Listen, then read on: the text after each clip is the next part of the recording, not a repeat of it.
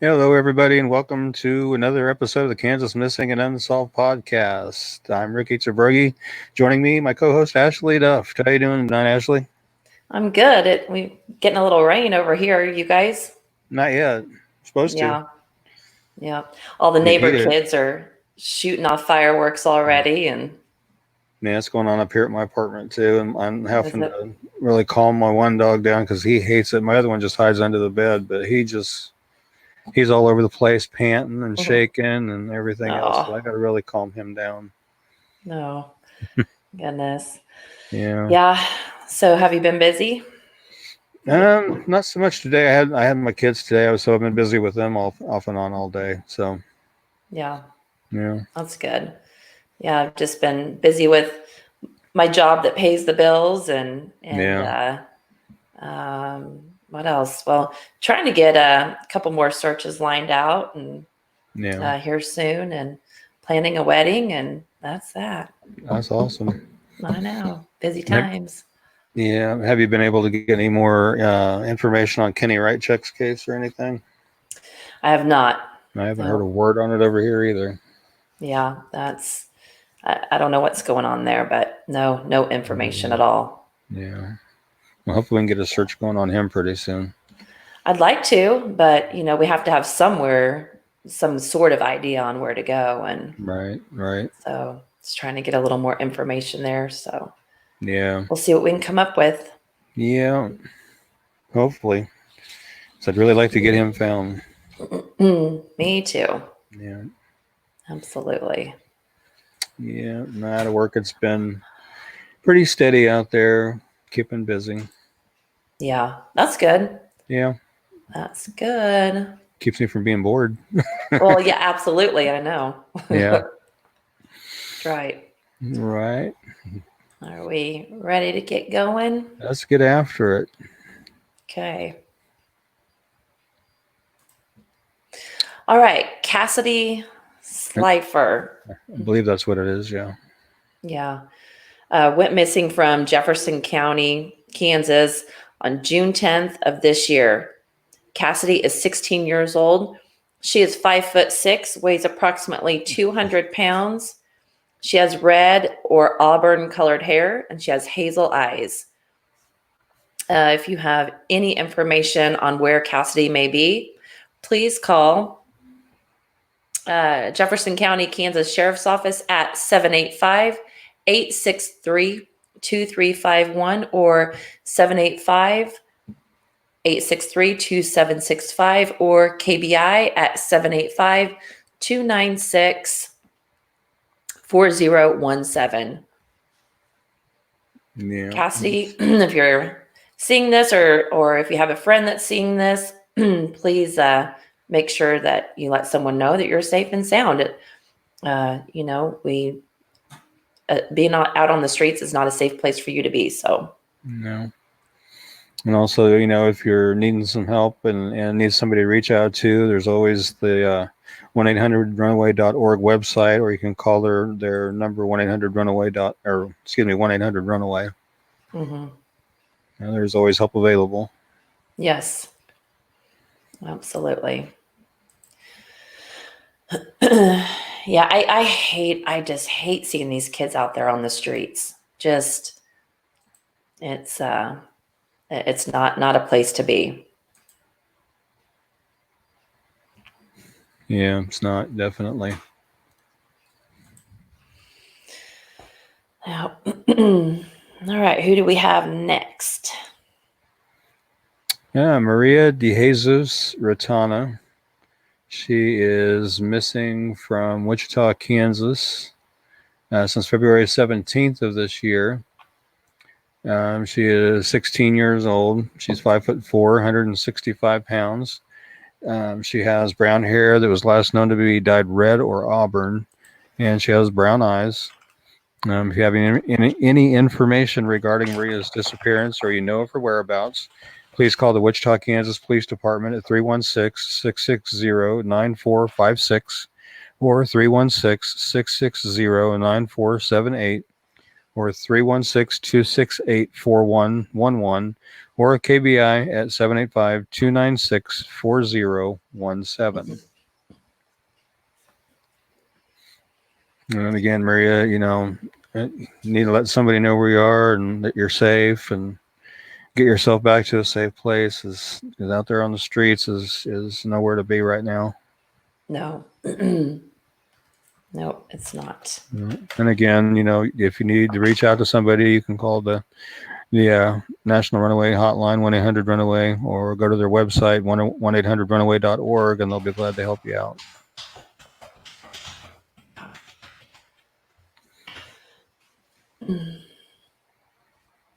Yeah, I wish these kids, I understand that there's so many different circumstances and whatnot, and they feel like running is the only answer, and maybe it is, but honestly, hey Sue.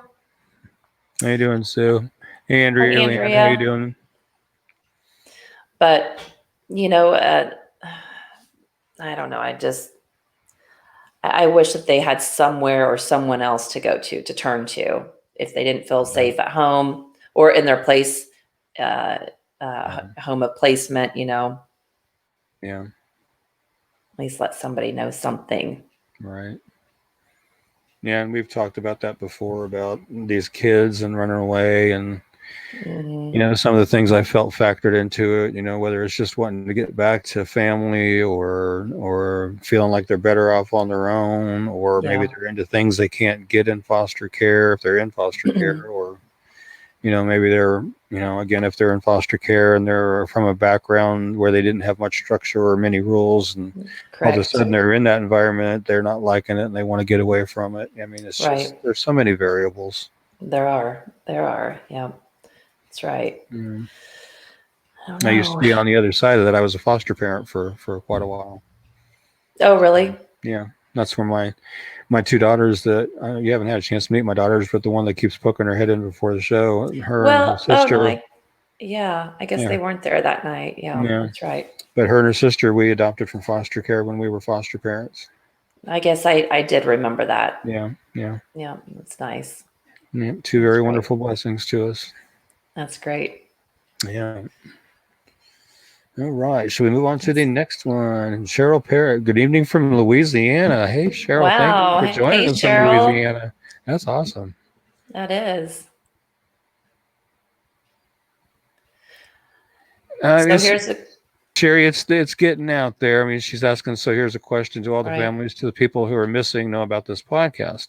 It's getting out there, and we're starting to reach out more and more to family members to see if they want to be part of the, if they'd like to come on the show and talk. Yes. Mm-hmm. Hey, Linda, I miss you. One thing before we forget, we did put up a Patreon link. And anyway, we put that up, and Ricky and I both pay for all of our expenses out of our pocket. So please don't feel obligated to donate anything. Just if you want to, and you're able, it's greatly appreciated. Ricky pays for all the his paper, his printer, his toner, whatnot. When we have boots on the ground, we pay for all of our own gas, food, water, that sort of thing. So it's simply just to reimburse us for some of our expenses. So again, it's not an obligation, obviously, by any means.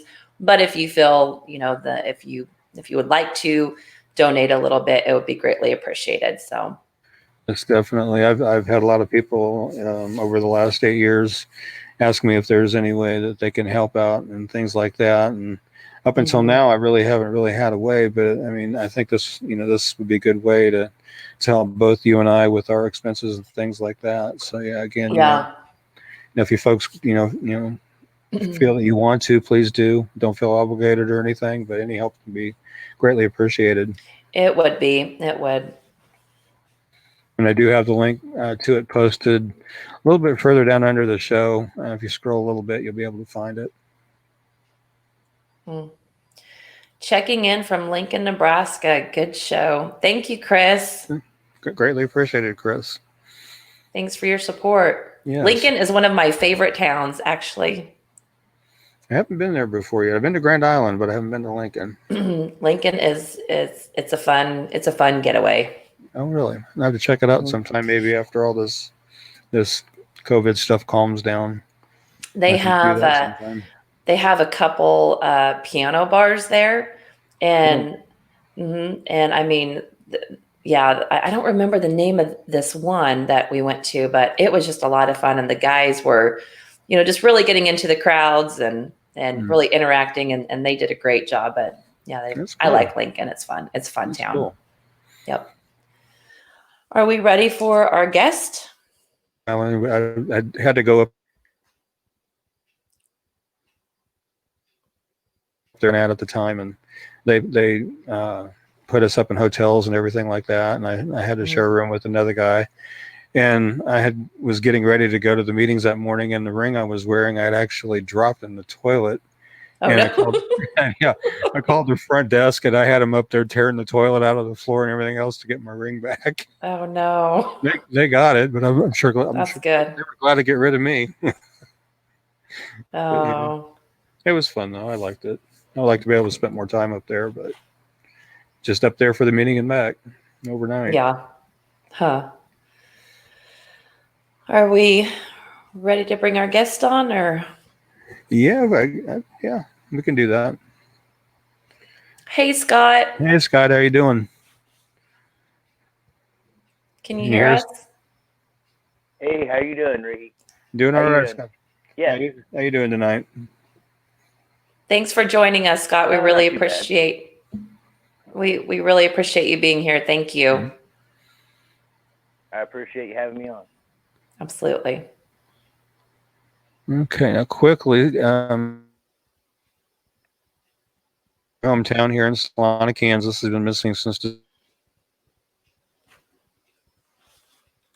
December 8th of 2000. Saying it'd be 27 now. He's 6'2", 175, black hair, brown eyes. Last contact he had with his family was 4 o'clock in the morning on December 8th. He does have his left leg amputated above the knee and is wheelchair bound. It is known that his vehicle was found abandoned northeast of town in a rural area, and his wheelchair and everything was found inside that vehicle. Um, Not much else is known outside of that. Did you have anything you wanted to add to that, Scott?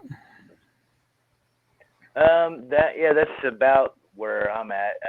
What I know myself, I have tried to contact the Salina Police Department recently, but was unable to talk to the detective at the time. So I'm going to call back and find out where the case is at this moment. Um, but yeah, at this time, it's pretty much. I don't probably know much more than what's being put out there. Yeah. So, Scott, do you know where Alex's Explorer was found on that farm? Do you know I if? do not. Oh, I'm sorry. Go ahead. No, that's okay. Do you know if the people that own that property? Do you know if they were questioned by?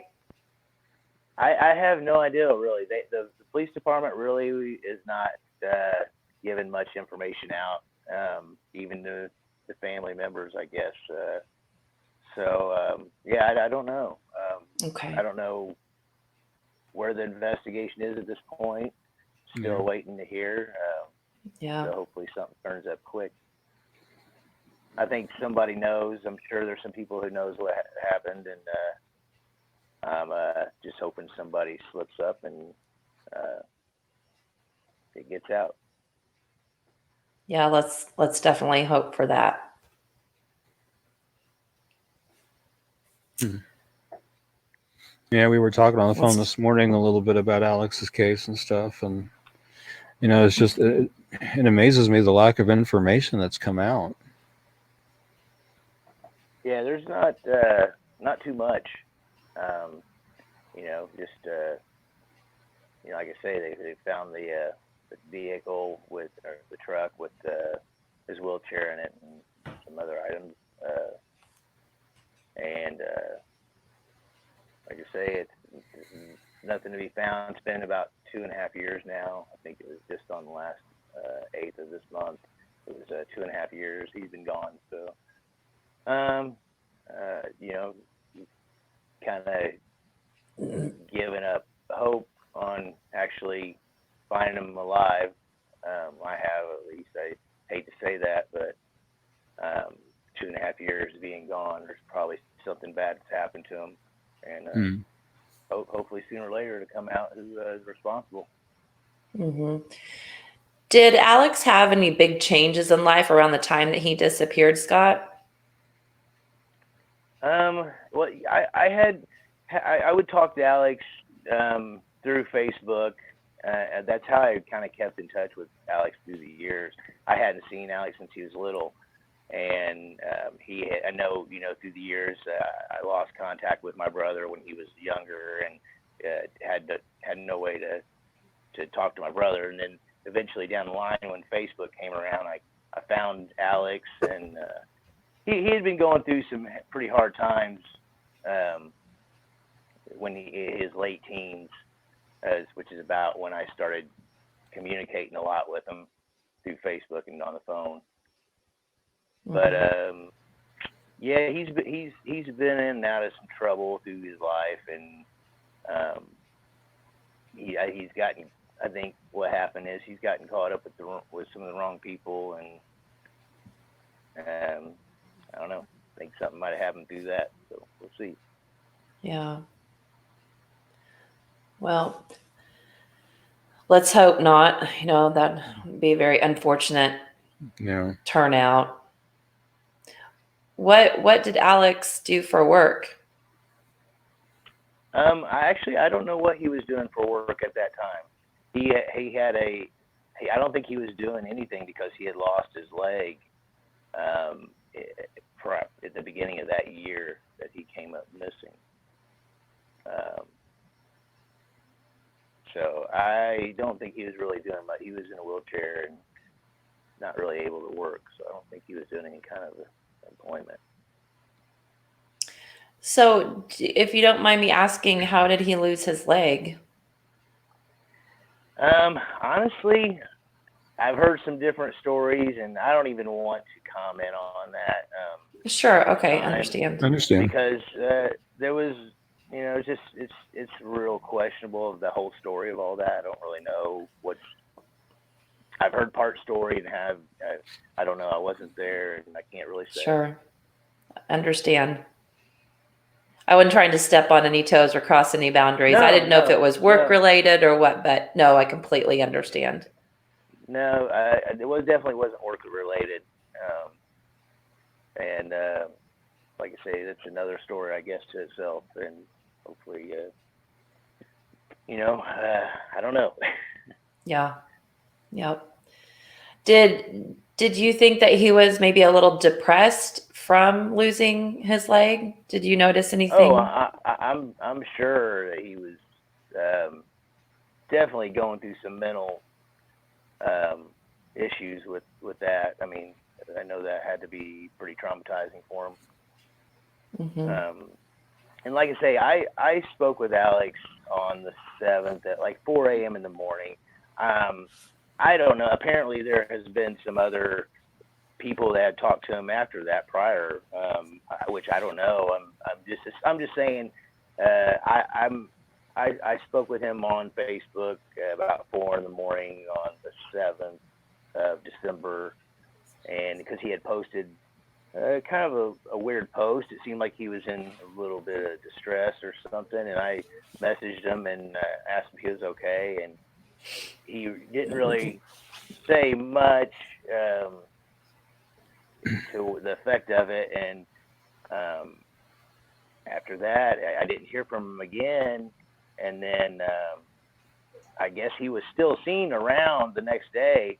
So I guess people had still seen him. I mean, I'm not saying I'm the last person on earth to talk to him. Sure. I know I spoke to him at that time. I'm sure other people had spoke to him after that, including his wife, and I don't know if his mother did or not, but they, I guess, did, from what I hear. So I don't know. He's been, he came up missing on the 8th, I think, and the day after, basically, I talked to him. Yeah. Has anyone reached out to you in regards to Alex since he's been missing?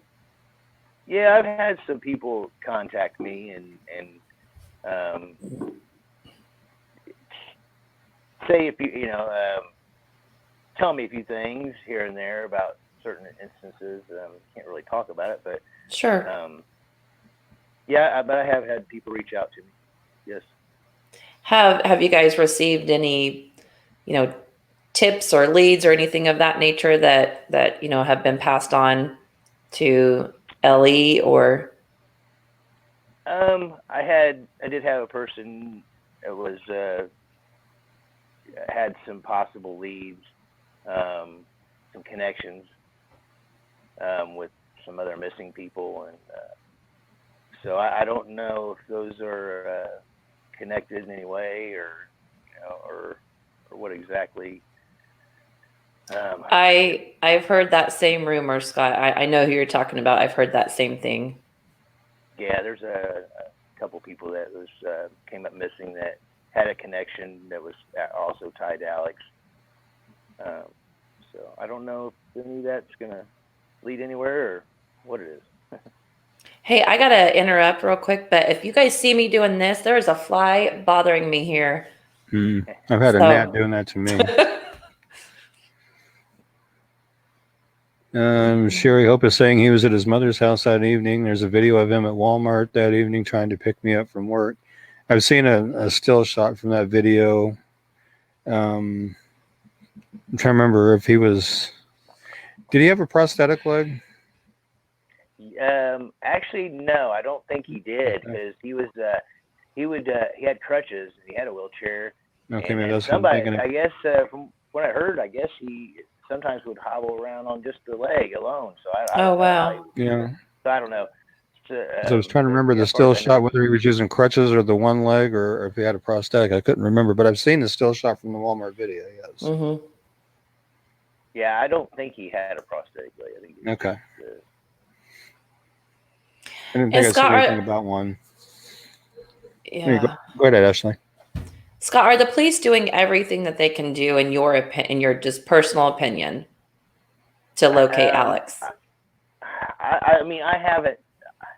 What happened was with me, when this all started, I contacted the police department about at least once a week, trying to see what was going on. And I guess they must have got a little annoyed. It seemed like of me calling once a week or whatever it was, but because they had said something to my brother about me calling. So I don't know. I was just worried about. I wanted to see what the cases were and where it was at, and so I don't know. I haven't heard anything from them. They said they would contact me, and it's been 2.5 years, and I haven't heard nothing from them. They have never contacted me since this has been going on. So Yeah. and there is his mother and his grandmother and his wife. So I don't know if they're being contacted about the progress of the case or any leads, but I know I haven't. Yeah. And I think like when all this started, I mean, I believe that. I mean, I didn't find out till a week after he was missing, and then as soon as I found out, I think that's when I contacted you, Ricky, about the flyer, about trying to get it made up.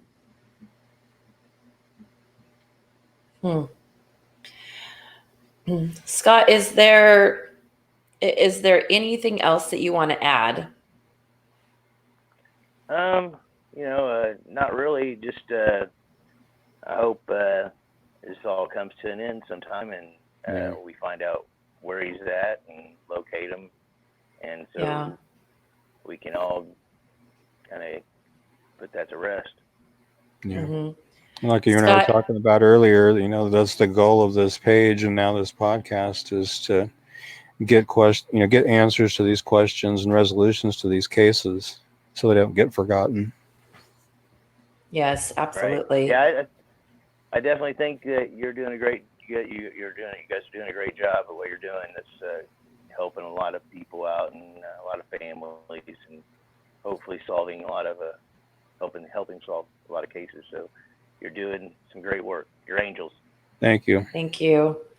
Scott, I do want to tell you too, if you guys receive some kind of a tip or lead, or even if you just have an idea of where Alex may be, please reach out to me, and I'll get, the rest of my search group together, and we'll try to go locate Alex. But please go. You can either get a hold of me through Ricky's page or my Facebook page, which is Missing in Kansas, Megan's Voice. But we would really be happy to help. So yeah, definitely. Well, I appreciate what you've done. I really do. It means a lot, and I'm sure there's a lot of other families that feel the same way what you're doing. Well, thank you. Thank you. We really appreciate you taking time to be here with us tonight. I know it's not the most pleasant conversation to be having, and we thank you for the courage to be on here and to get Alex's face and name and to keep his face and name out there. We're going to continue doing what we're doing, and we'll keep sharing his flyers. Again, if you can think of any little thing, reach out to me, and I'll get my search team gathered up, and we'll go look for Alex. So we just have to have some sort of idea of where to go first, though. Right. Yeah, that's my whole thing. I just wanted I always share his flyer every month on the day he's missing, so that way it keeps him out there. I know I don't want it to get forgotten and just put in the back file. So right. Trying to keep it out there. That's right. That's right. Well, again, thank you. Yes, we do. Thank you so much for joining us. And, we're thinking of all of you, and if you need anything, please don't hesitate to reach out to either one of us. I appreciate it. Thank you very much for having me on. Yep, Very welcome. Thank you. Oh, and there he went. We didn't do our Kansas goodbye tonight with our guest.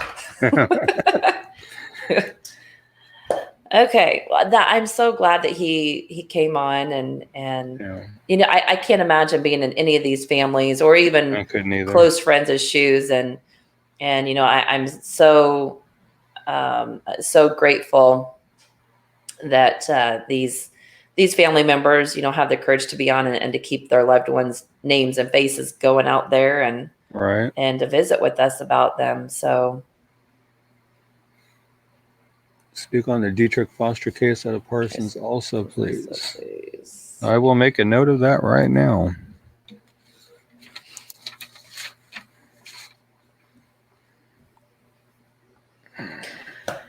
Are we moving along to Trevor?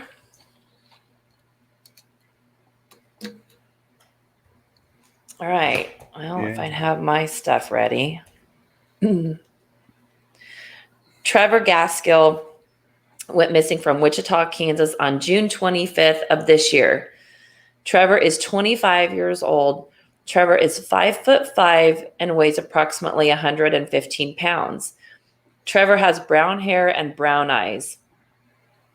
Trevor was last seen outside of his uncle's residence at 1:00 p.m. This was on Thursday, June 25th, in the 1600 block of West 22nd Street in Wichita. Trevor does have developmental disorders. Trevor has Asperger's. If you know anything about Trevor's whereabouts, please call Wichita PD at 316-268-4111. I did speak with Trevor's grandmother earlier this evening, Teresa, and it was difficult for Teresa to speak with me, understandably so. They're missing Trevor, of course, extremely bad right now. Teresa said that this is very unlike Trevor. He doesn't just walk away. Trevor he's an introvert, so he's not going to be the first one that speaks, she said. And he does not look people directly in the eye. and that is in a result of his Asperger's. Again, he does not speak unless spoken to first. Let's see. Trevor does not have a phone, and she said even if he did, he wouldn't use it.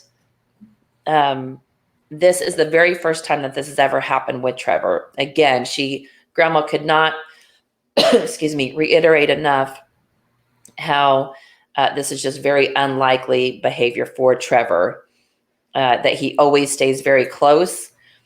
She did say that Trevor gravitates towards animals and vice versa. So he loves animals and they love him as well. Let's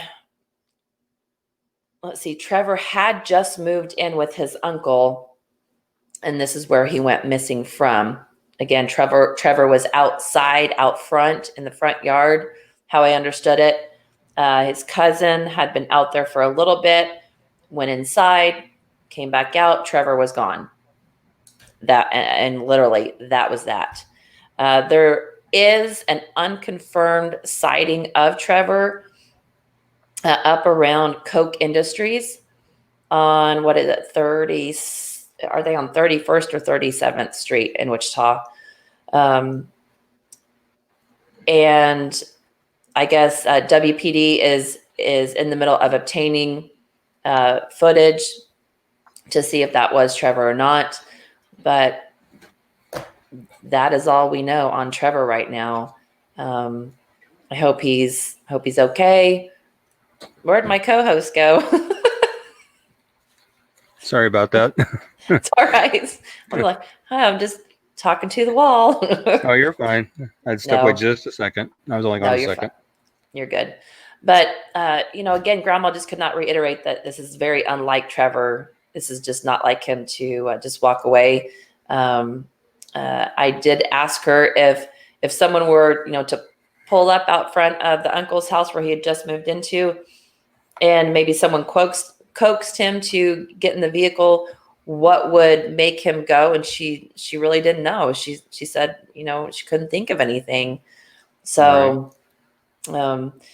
If the unconfirmed sighting of Trevor is true, we hope that, we hope it is true and that he's safe and sound. I mean, no matter Yes, what, obviously, definitely. Yeah. So I am going to keep in contact with Grandma. There have been a couple searches, small searches for Trevor.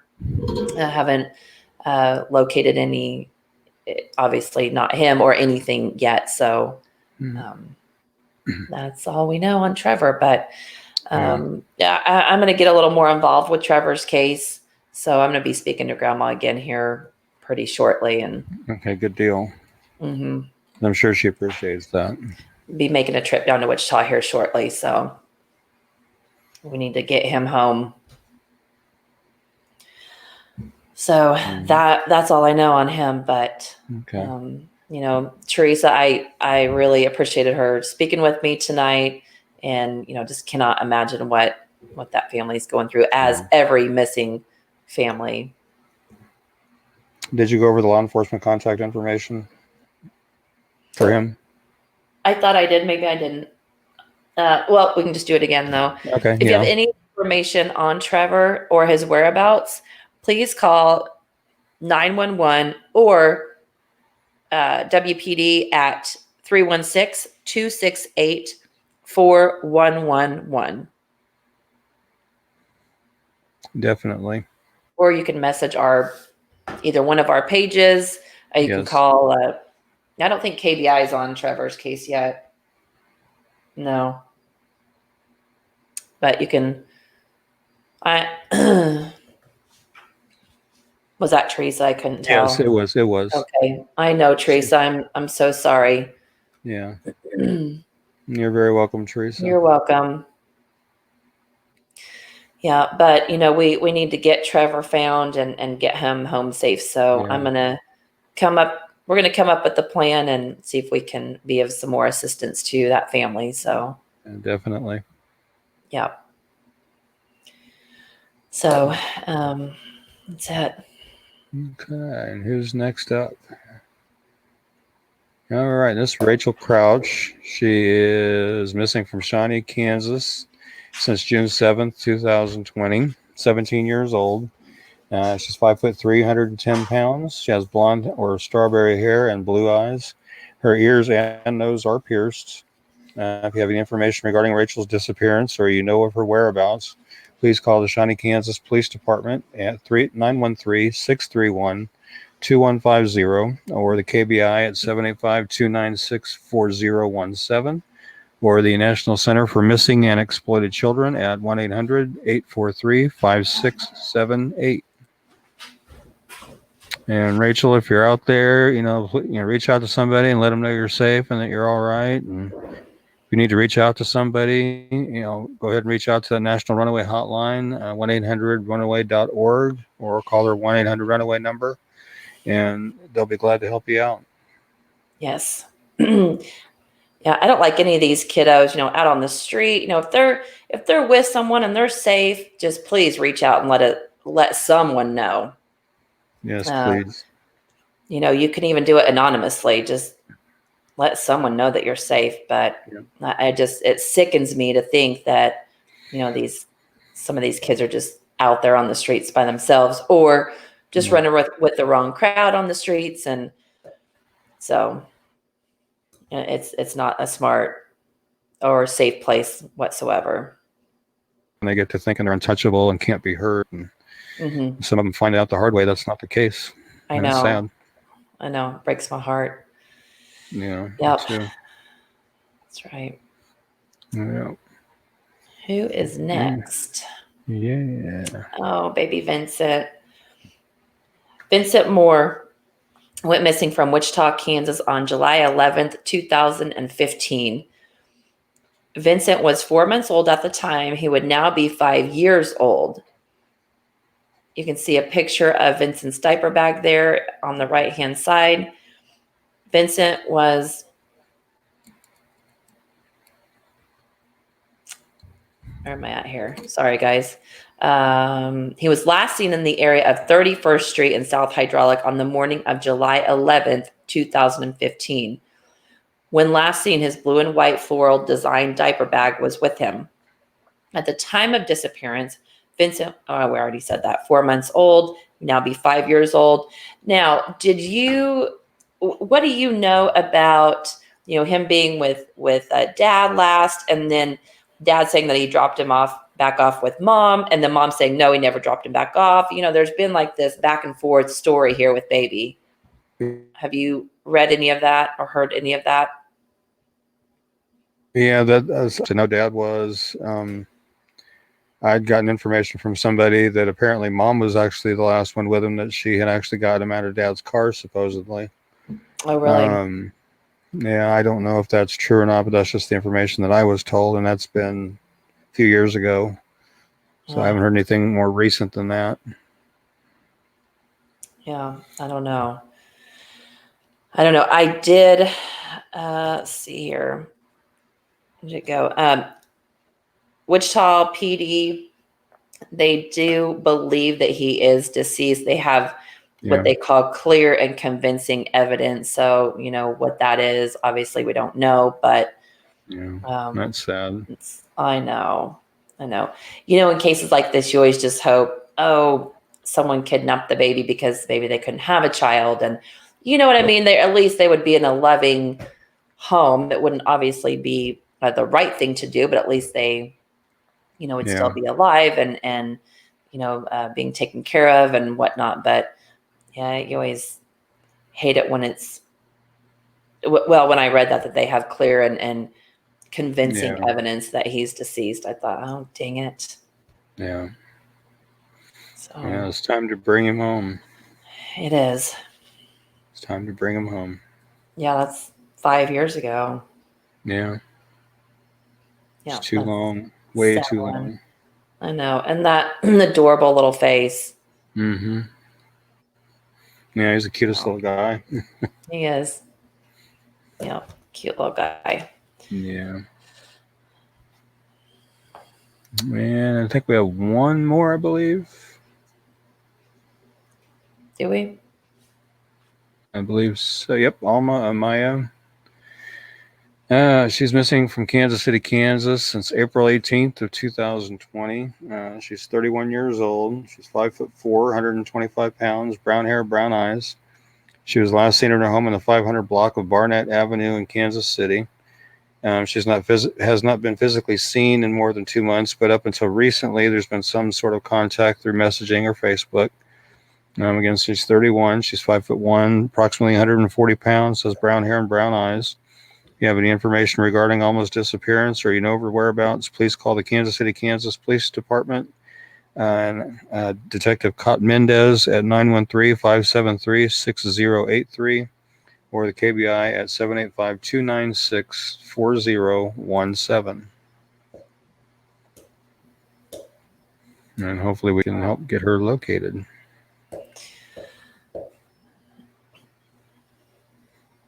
Again, guys, we want to, if you would like to donate a little bit to help us out, reimburse us with some of our expenses, it's greatly appreciated. It's not expected or necessary, obviously. There's a link right there. You can become a sponsor of the show and get some really neat perks.